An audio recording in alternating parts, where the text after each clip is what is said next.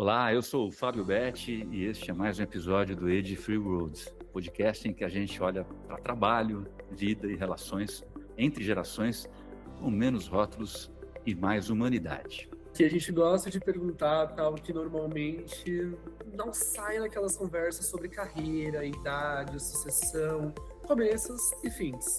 E é lógico também recomeços, né, Fábio? Exato, e hoje a nossa conversa é sobre tudo isso ao mesmo tempo. Família, empresa, luto, legado, reinvenção, futuro. A gente recebe duas convidadas muito especiais que carregam uma história de mais de 40 anos numa empresa que virou referência no Brasil em embalagens plásticas, flexíveis e sistemas bag-in-box. Embaquim, fundada ali no começo da década de 80, em São Paulo, pelo Ronaldo Canteiro.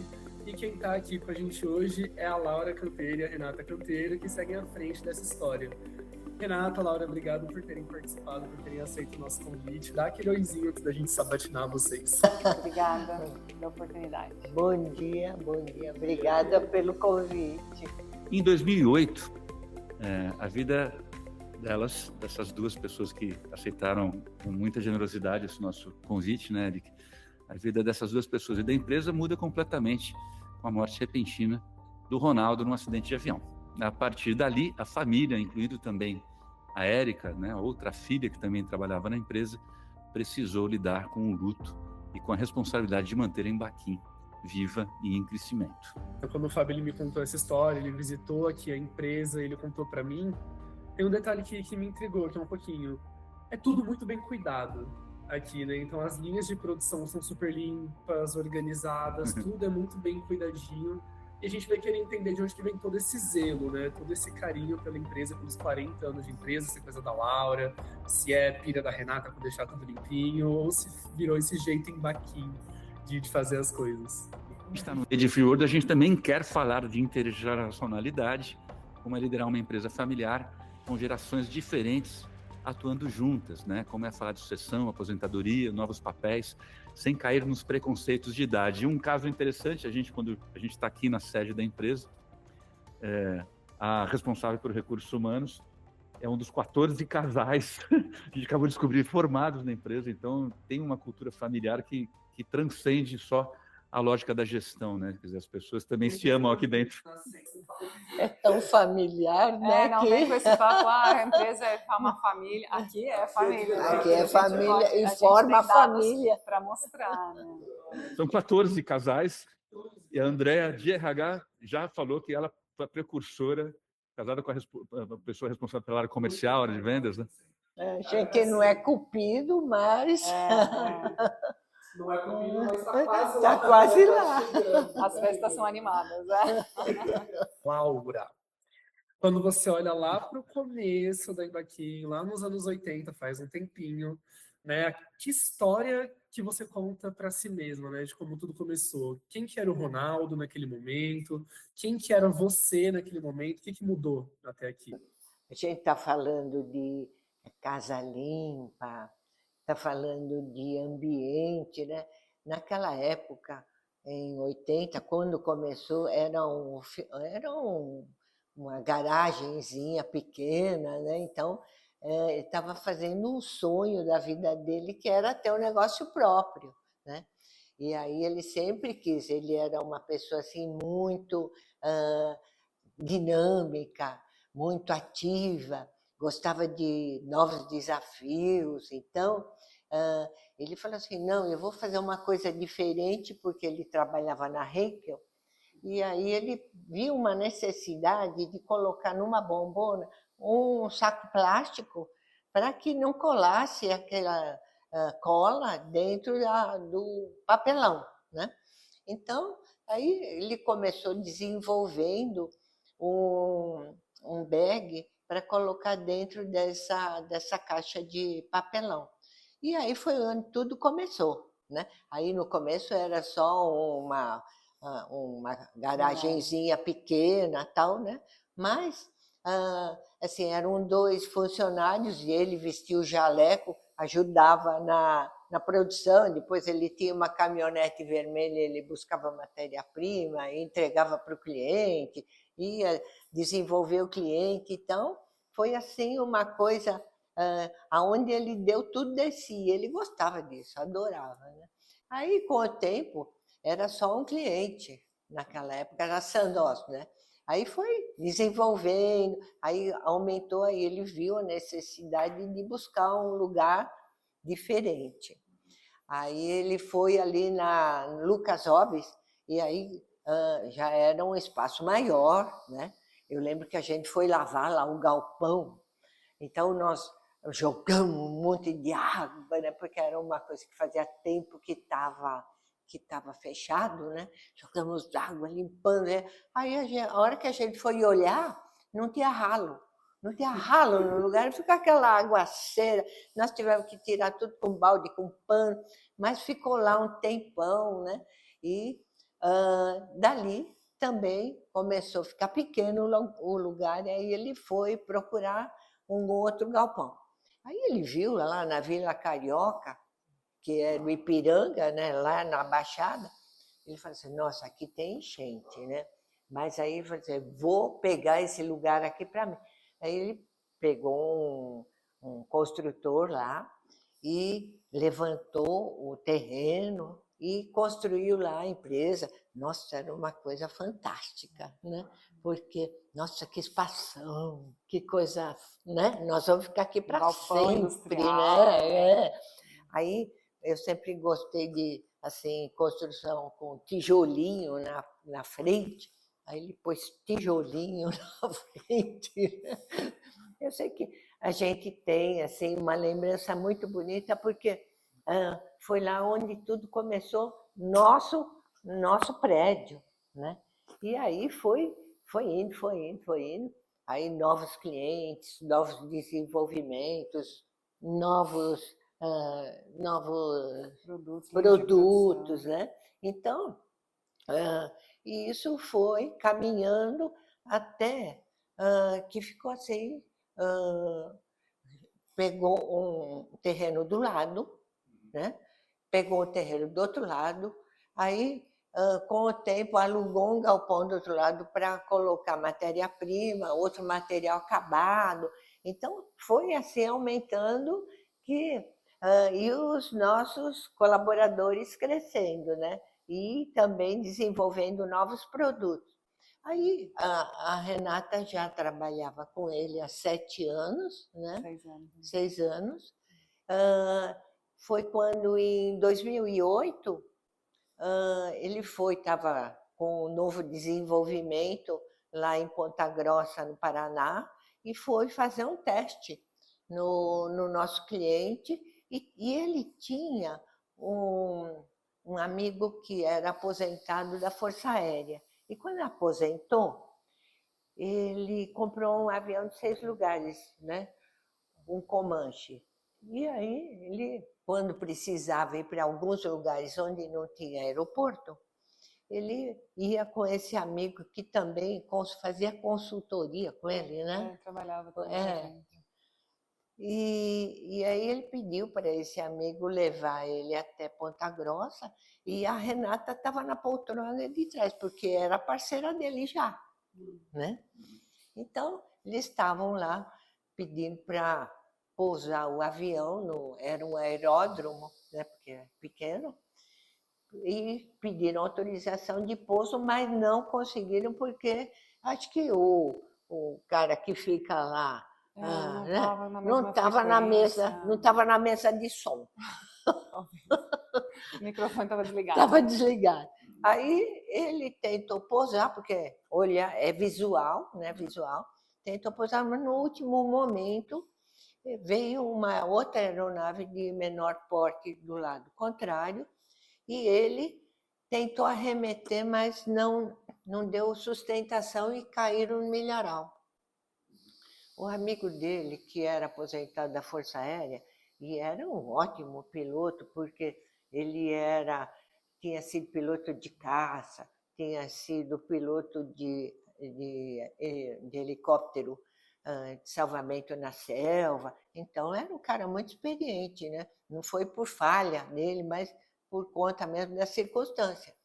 E o piloto morreu na hora, Ronaldo, a caminho do hospital, e a Renata, que estava na poltrona de trás, sobreviveu, mas ela nem lembra, porque o choque foi tão grande, mas ela foi para o hospital e estava com 2 vértebras e 2 costelas fora, um corte enorme na testa. Mas sobreviveu e está aqui para contar a história, né? Graças a Deus.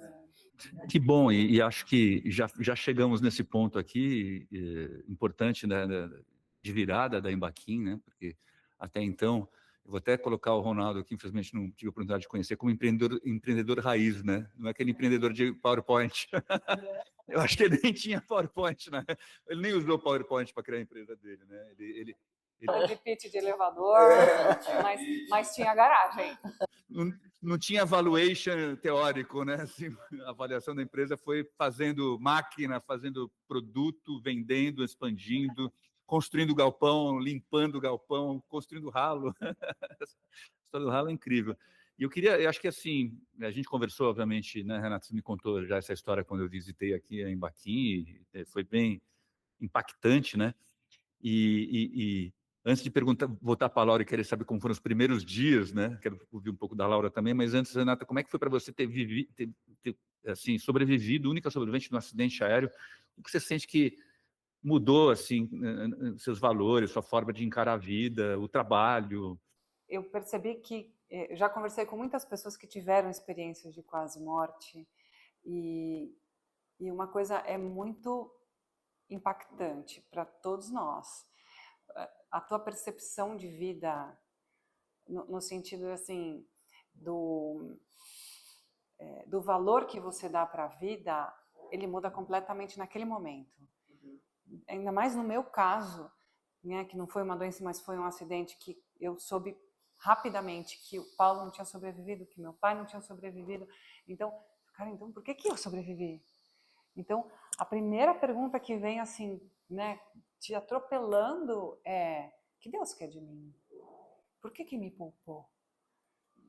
E para mim especificamente, eu lembro até hoje que assim, que quando foi quando o residente da Santa Casa acabou de suturar os 30 pontos na minha testa, e eu só lembro do grog assim, tipo, e meu pai, e o Paulo, meu pai, e o Paulo. Eu lembro só de eu perguntando isso, da dor nas costas, óbvio, e de eu perguntando: cadê o pai, o Paulo, e o pai?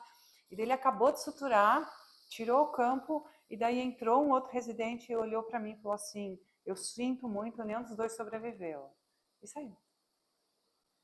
Então, naquele momento eu estava sozinha, em Ponta Grossa, a primeira vez que eu tinha posto o pé lá, com uma dor significativa, amarrada naquelas tábuas que eles fazem de resgate. E ali o meu mundo desmoronou.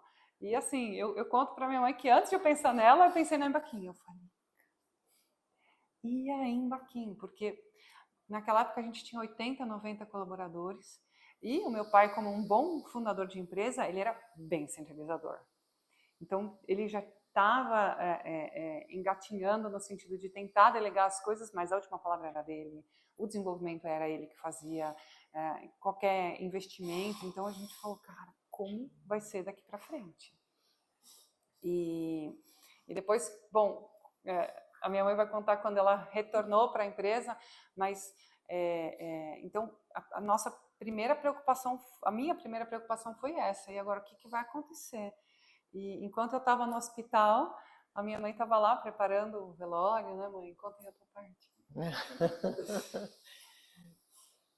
E assim, é um choque. A gente nunca está preparado para... Nossa, ele tinha 58 anos, né? 58 anos, e assim, ela tinha acabado de casar. Dia 5 de setembro ela casou, e dia 5 de novembro, há 2 meses, aconteceu o acidente, né? Em minha casa, onde viviam 7 pessoas, né? De repente ficou assim, só estava eu e meu marido, de repente o meu marido morreu. Assim, nossa, meu mundo caiu, não acreditava. E assim, foi um choque tão forte que eu, eu não sei se é uma inspiração divina, o que é uma missão que eu tive. Deus fala assim, olha, você vai para a terra, você vai ser mãe de 2 filhas, você vai cuidar delas, você vai ter um marido, isso. Mas aí, de repente, você fala assim, parece que Deus me empurrou, ó, vai lá na empresa ver o que está acontecendo. Porque quando o meu marido viajava, eu que assinava os cheques, olhava esses pormenores. Aí eu falei assim, nossa, tem que assinar cheque, tem que ver o que está acontecendo lá. Ele faleceu na quarta, na quinta-feira ele foi enterrado, na sexta-feira eu estava na empresa. Aí, nisso tudo, os colaboradores, eles me olhavam e ficavam assim, nossa, o que vai acontecer? Né? Aí a gente tinha o consultor que era o Paulo César, que foi, né? Mas tem o consultor que é cego, que também já foi. Mas assim, a gente falou, o que a gente pode fazer? Eu falei, nossa, eu queria tentar muito, né? E eles falaram assim, olha, vamos ver se dá. A gente juntou o pessoal da produção, administrativo, e falamos, olha, o capitão se foi, mas a luta continua, né? Então, eu falei assim, a gente vai tentar, vocês topam continuar com a gente? Todo mundo, né? Falou assim, não, nós vamos. Então, foi uma força que fez a gente seguir adiante. Então, essa força de todos, que vários deles estavam com a gente naquela época.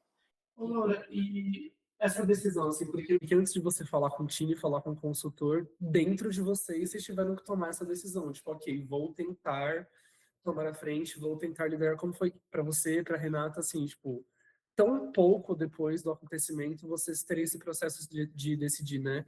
Não vou vender, não vou entregar, vou liderar, mas como que foi? Foi natural? Foi uma conversa explícita mesmo que vocês tiveram? Não. Não, foi. Até porque eu não estava, no caso, né? Uhum. E daí a minha mãe falou, vamos tentar. Chegamos, ela chegou a receber algumas propostas, né, mãe? De amigos, né, que chegam perto e falam assim, então, o que vai ser? Vocês não querem vender alguma coisa assim? A gente falou, não, a gente vai tentar. Até porque, vejam só, isso faz 18 anos esse ano. E o nosso gerente que está há menos tempo conosco, na época não era gerente, era um líder, está há 19 anos. Então, a gente tem uma equipe muito robusta, muito fiel. A gente está com 200 colaboradores, 85 tem 10 anos de empresa ou mais. Então, muita gente que está há mais tempo que nós duas aqui. Então, a gente carrega isso, a gente carrega essa força da equipe, né? Essa força do propósito. A gente olhou para trás depois de um tempo e a gente falou, gente, já existia um propósito que já superava o Ronaldo. Porque quando perde o fundador, você fica... se não tem essa coesão, não tem a dúvida que a empresa se dissolve. Mas já existia uma cultura ali, já existia um senso de equipe mesmo, de grupo, que superou o fundador, mesmo sem nenhum preparo de sucessão, nada disso. Isso foi muito bonito. Né? Ainda é um case que a gente sabe que um dia a gente vai precisar, né, expandir, porque pode acontecer outras vezes. Mas foi uma decisão assim, na coragem, né, mãe? Na coragem. Assim, eu acho que veio alguma força, uma força. E aí eu vejo assim, como ele era muito centralizador, mas quando ele morreu, assim, tinha uma equipe que deu todo um respaldo para a gente. Nossa, foi assim... E ainda dá, né? Ainda dá até hoje, né? Eles estão aí. E, Laura, você tinha um papel, vou chamar coadjuvante até então, né? Assim, quando precisava assinar uns cheques, tal, você checava o que você estava assinando, obviamente, mas sem nenhuma responsabilidade a mais, sem necessidade de liderar nada, tal. E de repente você vira líder da organização. Eu estou falando de você, mas eu vou fazer uma pergunta para a Renata, né? Assim, o que você aprendeu com a Laura, com a sua mãe, que não está em nenhum manual de gestão, né? Assim, imagino que a gente falou bastante do Ronaldo, tal, desse líder empreendedor, mas também centralizador, tem um outro aspecto, puxando muito para ele e tal, mas que conseguiu montar uma boa equipe ao mesmo tempo, porque a equipe tá, a grande parte está aí. Mas queria falar um pouco da Laura e pedir para a Renata, o que você aprendeu com a sua mãe ou com a Laura como líder, normalmente não está no manual de gestão, porque eu não sei se ela seguiu algum manual, pelo que eu estou entendendo, deve ter, né, se informado e tal, mas foi muito mais intuitivo, né, do que se preparou, foi para algum lugar, fez curso, etc, e aí foi liderar. Não, foi liderar e depois talvez foi buscar conhecimento, né?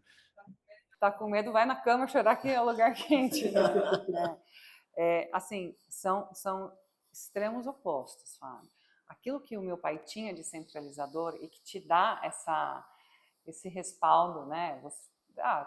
Tem alguma dúvida? O Ronaldo resolve. Respaldo técnico, né? Total, né? Total. Sabia tudo. A minha mãe, a Laura, ela é o oposto no sentido de que ela tem o que você não vai achar nem só em nenhum manual, mas dos que eu conheço em nenhum outro executivo, né? É humildade. Entendeu? Então, a humildade de falar, eu não sei, eu vou pedir ajuda, eu conto com a opinião e a experiência de vocês para tomar a melhor decisão, é uma coisa que eu não conheço. Vocês conhecem? Não existe. Então, assim, palavras dela, a gente formou um colegiado. Então, quando a minha irmã estava com a gente, ela fazia parte do colegiado. Então, temos nós três, os diretores, eu, ela e o Wagner, que tomamos as decisões macro, e sempre que dá, e sempre mesmo, todos os outros gerentes, para a gente tomar a decisão em conjunto. Então, essa coparticipação, né, esse sharear a responsabilidade, é uma coisa que dá essa aderência total para o grupo, que faz você superar a morte do fundador. Entendeu? Porque todo mundo se sente parte, porque não só se sente, porque é parte de fato. Não só, uma coisa que você não vai ouvir aqui na Embaquim é uma coisa, não, mas isso aqui é problema do outro não. Se é o cliente que traz, todo mundo para, é problema de todo mundo. Se é uma dificuldade de um, é uma dificuldade de todos. Claro que todos têm a sua expertise e sua área de atuação, mas ninguém vira as costas para a dificuldade do outro, sabe? Então, isso é muito o perfil, né, o reflexo dessa proposta de gestão da Laura, sem ter lido nada, mas o jeito dela fazer e que, glória, dá super certo. A Renata entrou com tudo na operação, e a gente sempre fala aqui no HP World gerações diferentes ensinam muita coisa, né? Perfis diferentes somam muito. O que é uma coisa que você aprendeu, por exemplo, com o perfil da Renata, com esse dinamismo da Renata? Nossa, é incrível, porque assim, eu sou muito conservadora, né? Vou fazer alguma coisa, nós tem que tomar, olha quanta coisa pode dar errado, olha, fica sempre pé atrás, aquele negócio de, assim, quando você é jovem, você vai na piscina, você mergulha, né, de cara, né? Aí quando você vai ficando mais velho, você vai lá, põe o dedão para ver se está frio ou não está, aí você vai, né, naquela, e eu sou daquela mais conservadora. E assim, eu vejo na Renata essa ousadia, não, nós vamos sair daqui, não, nós vamos fazer novos produtos, nossa, nós vamos fazer, comprar máquinas novas, e assim, essa ousadia, essa juventude, isso trouxe assim, um novo rumo, né? Mas a gente sempre, a gente falou, a gente não pode errar, né? Porque quando tinha o Ronaldo fundador, ele fazia as coisas, aí a máquina não dava certo, mas encostava lá. E aí, na hora que a gente começou a trabalhar juntas, olha, muito bem pensado, lógico que a gente erra, mas assim, essa força do jovem, da ousadia, trouxe trouxe o progresso mesmo, trouxe essa força que nos traz aqui até hoje. Já que vocês trouxeram o tema das diferenças, né?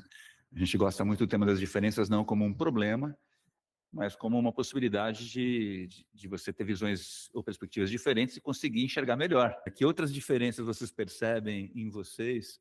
E, claro, podem gerar eventuais desafios, né, de relação, ou conflitos de ideias e tudo mais, mas que tem ajudado vocês, cada uma atualmente na sua posição, a liderar bem a Embaquim. Você trouxe, por exemplo, o tema da ousadia. Não sei se tem outros temas além desse também. E a Renata também quero ouvir.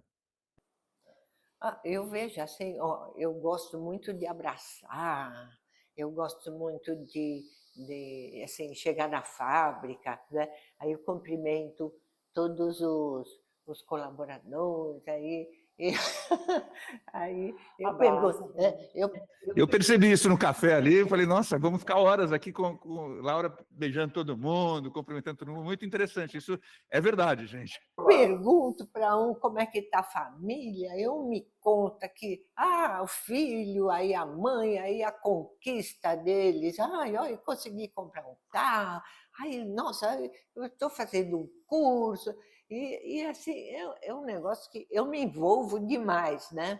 E aí a Renata já é mais técnica, né? Não, porque veja bem, Agora eu vejo. eu chego na produção e daí, claro que eu cumprimento todo mundo também. Mas, por exemplo, eu chego, daí a pessoa está fazendo um ciclo de fechar uma máquina. Eu olho, daí vai para o outro cabeçote, daí, a hora que acaba, eu... Bom dia. E daí o meu cumprimento é para quem está trabalhando na máquina, eu dou um chutezinho no pé. Então, porque antes da pandemia, né, você cumprimentava, né, dava as mãos, depois era o soquinho, daí não pode mais o soquinho, era o cotovelo, né? E daí a gente aprendia que não, beleza, com os pés, e até assim, para o nosso produto, porque você trabalha com boas práticas de fabricação, então eu vou lá, se a pessoa não está trabalhando, beleza, a gente até abraça, beijo, mas se não, eu mantenho esse distanciamento, né? Espero o ciclo da máquina.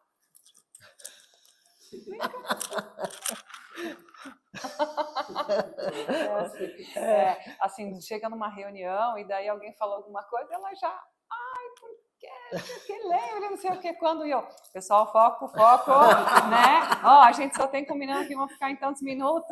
Então eu sou assim, mas já está todo mundo acostumado, né? E todo mundo se aceita e vai um pouquinho desse equilíbrio, não pode ser tanto só da Renata. Complementares, né? Vocês vão se podando. Se podando não, se complementando. Vocês já sentiram alguma pressão ligada à idade no dia a dia? No sentido de vocês pensarem, talvez a Laura já saia, ou a Renata está muito jovem para assumir uma liderança tão sênior, isso já esteve. Pô, que pena, né? Infelizmente isso não está acontecendo. Uma coisa que acontece demais, Eric, que me deixa louca, é que assim, eventualmente a gente se divide, né? A minha mãe toma conta das associações, ela participa, a gente gosta de ser representado, de demonstrar, porque a gente faz algo bem específico, então a gente gosta de levar esse know-how. Vocês estão vendo aqui na nossa sala, a gente tem um monte de premiações, porque a gente está sempre buscando realmente inovar, é uma característica nossa. Mas eventualmente se eu estou em algum espaço e eu estou falando da Embaquim, é que você está à frente da Embaquim, né? Não estou. Quem está à frente é a minha mãe. Sua mãe? Quantos anos ela tem? 76. Então, mas ela está lá só como uma figurante. Não, gente, ela que responde. Alguma coisa que acontecer, quem vai preso é ela. Mas olha que comentário etarista, né? Tem 76 anos, então ela está lá só para decoração, né? Eu escuto bastante, até trago de vez em quando, né? Não trago muito, mas como as pessoas... Nossa, e daí, claro, né? Claro. Nossa, mas ela tá bem para alguém de 76, né? Gente, é assim, é matador. Gente, claro, ela tá bem, ela tá ótima, se cuida, né? Principalmente da saúde que reflete do lado de fora. E tudo bem, né? Tá tudo bem, mas é uma coisa impressionante a questão do etarismo, assim. E gente, a gente tem que se abrir para isso, porque vamos trabalhar cada vez mais, não é mesmo? A mudança da aposentadoria está aí, a gente tem que contribuir, tem que ser ativo. Não tem mais essa do 70 mais encostado, né? Tem muito que contribuir, temos qualidade de vida, temos saúde, temos eventualmente tempo para curtir a vida também, então tem que olhar para isso, não tenha dúvida.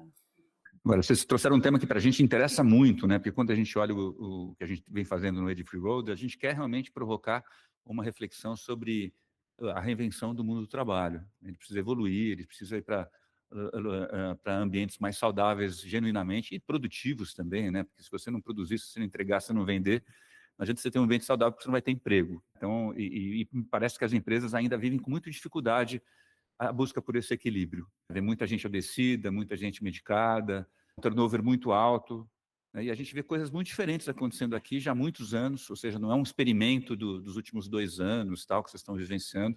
Eu vou chamar de experimento como algo que está acontecendo há muito tempo e que está sendo comprovado que dá resultado. Então, queria que você contasse um pouquinho como é que é esse modelo de gestão colegiado. Quem decide o quê e tal? Você já falou um pouquinho, Renata, um pouco do papel institucional da sua mãe como líder da organização, né? Mas não só isso, não é decorativo, mas eu acho que eu tenho essa curiosidade de como é que, se vocês fossem descrever um pouquinho o dia a dia de tomada de decisão, de responsabilidades aqui dentro da organização, como é que ele funciona? Rituais, a gente está aqui como Globo Repórter, né? Querendo saber do que se alimentam, como se acasalam. A gente já descobriu que 14 casais, né? Já temos uma informação importante jornalística, né? Que responde a pergunta de como se acasalam nessa organização.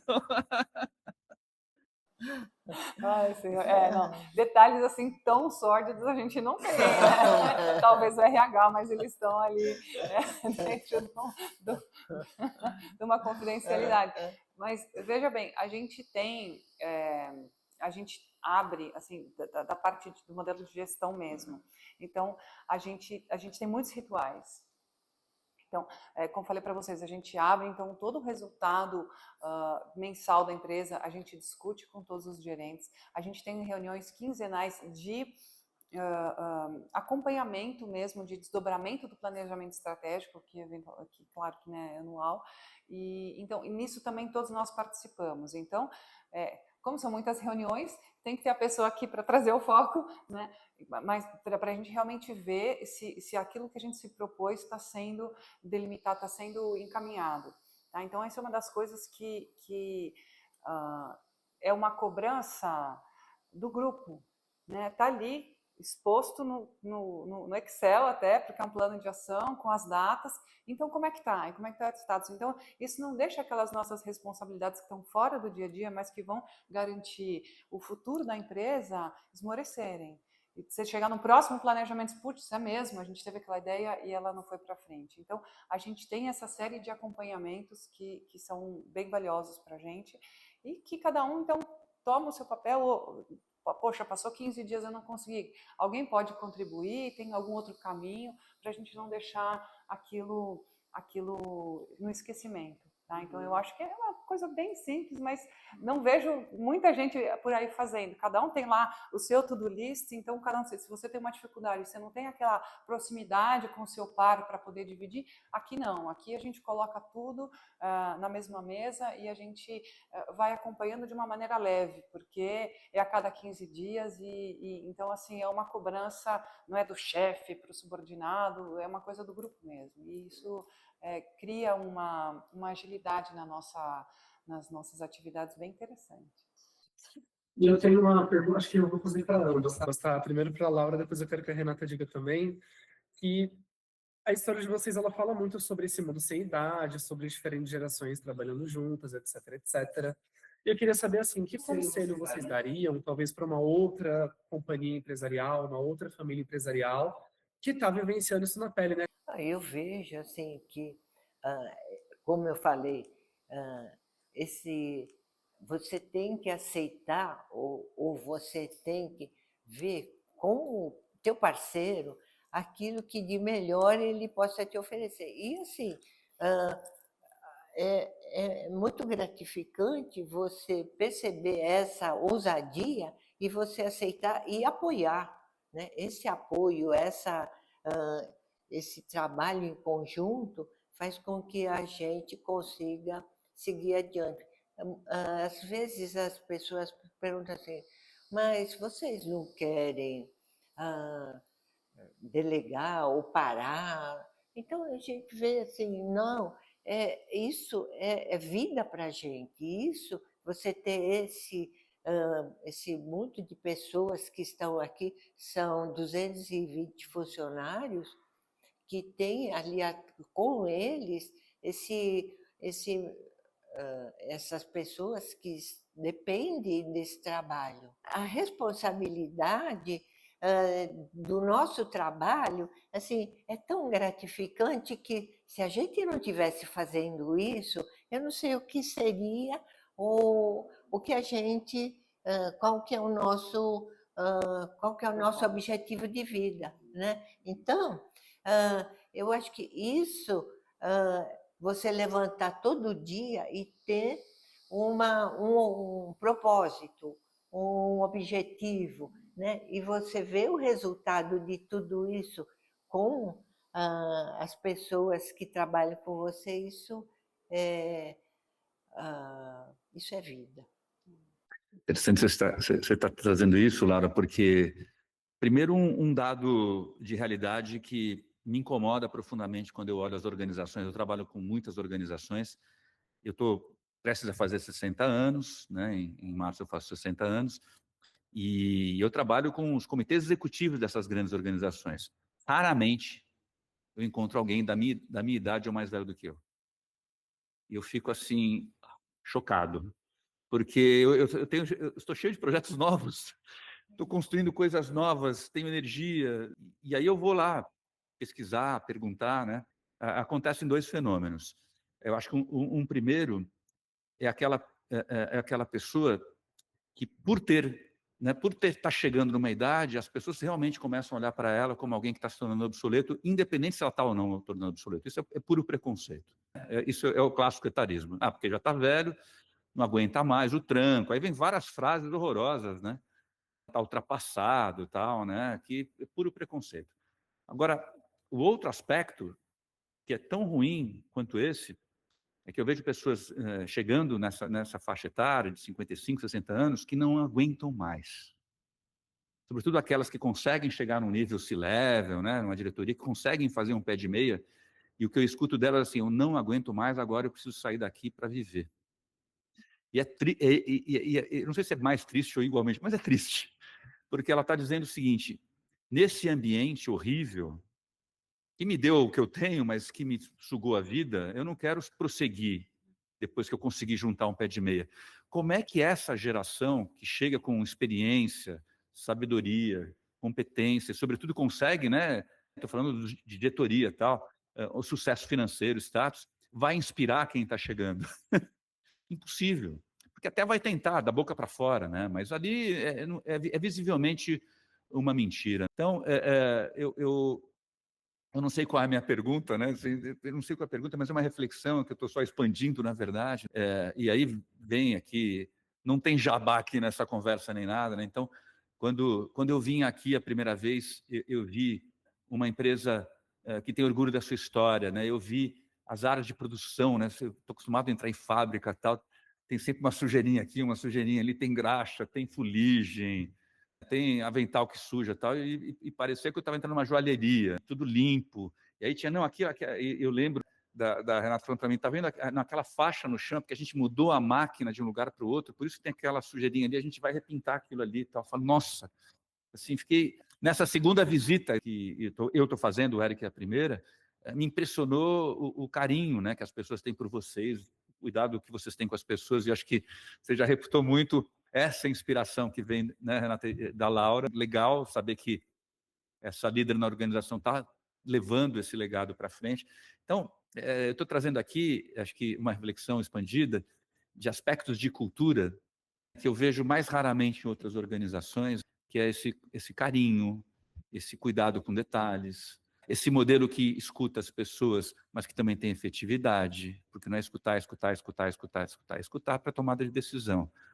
Entender que são perspectivas diferentes, complementares, mas se não tiver um pouco de conservadorismo, a empresa não vai para frente. Se não tiver um pouco de ousadia, a empresa não vai para frente. E quando a gente fala de juventudes e liderança, o Fábio ele traz isso, né? Como que uma liderança saturada, esgada, pode inspirar alguém mais novo, né?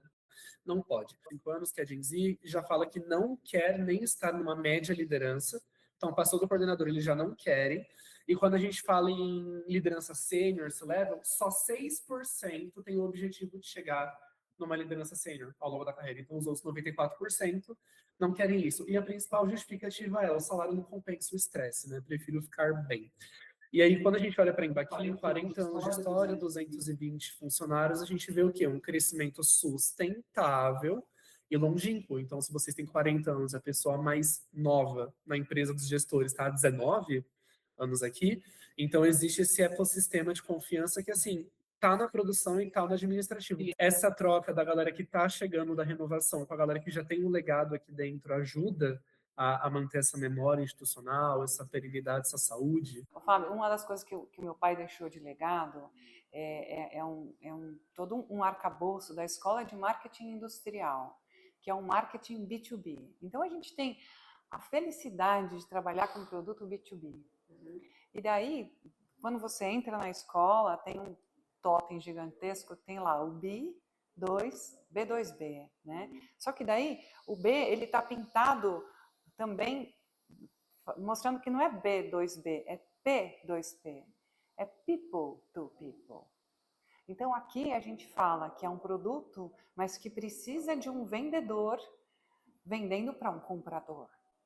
Então, claro que o nosso produto tem que ser incrível, que a gente tem que ter todas as certificações, os selos, e a gente tem, e faz muito sentido para a gente agregar esse respaldo de terceiros no nosso produto, naquilo que a gente faz. Mas a gente é uma empresa de só 220 colaboradores que tem uma gerente de RH, que responde direto para a dona da empresa. Então, o P, para a gente, é muito importante mesmo. Então, a gente tem uma série de iniciativas que a gente não vê por aí, que começa entregando um ovo de Páscoa para o colaborador, né? Entregando presente para o filho de um dos 14 casais, ou os outros que também têm filho que não são casal aqui. No dia da criança, a gente entrega um presente para as crianças. A gente tem dia da família. A gente, quando o colaborador entra, a gente faz um dia inteiro de integração. Que empresa de médio para grande porte investe já um dia inteiro de integração em quem está chegando? Então, o vendedor vem falar, olha, o seu produto serve para fazer isso, aquilo, o pessoal de qualidade, olha, o cliente quer que você olhe isso, aquilo. A Renata que vai contar um pouco da história da empresa, a dona Laura fala o que espera de cada um. Que empresa faz isso? Então, o pessoal olha e fala assim, nossa, que empresa diferente. Nunca nenhum diretor veio falar comigo no primeiro dia. E o que me custa eu, Renata, já conhecer o nome da pessoa logo no primeiro dia que ela entra?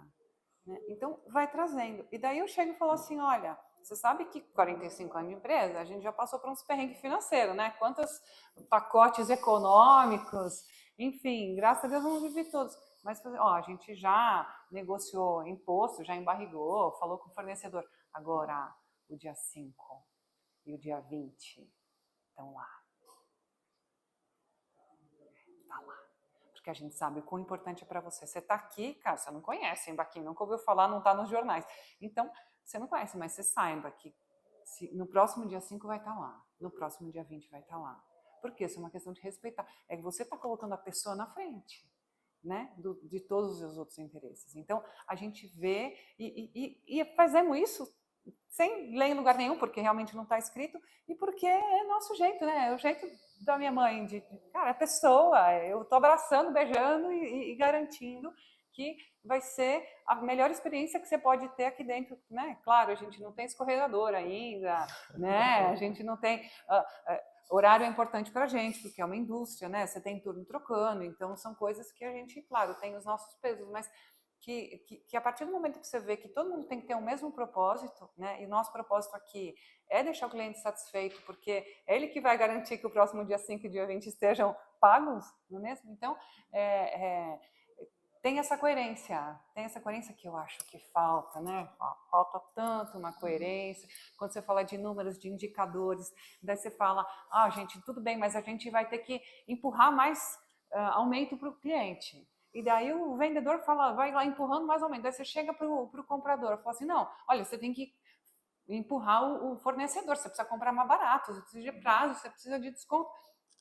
Como é que você, para qualidade, mas você está fazendo material porcaria, como é que está? O teu indicador de não conformidade. Pelo amor de Deus, põe tudo na mesma mesa para todo mundo se conversar, Então, claro que a gente faz pesquisa se tem alguma nova tecnologia que vai conseguir me entregar um material mais barato, mais fino, que eu consiga ter aumento de eficiência, na parte de qualidade, se eu tenho aumento de matéria-prima, eu preciso repassar para o meu cliente, mas a gente está todo mundo fazendo a mesma coisa. E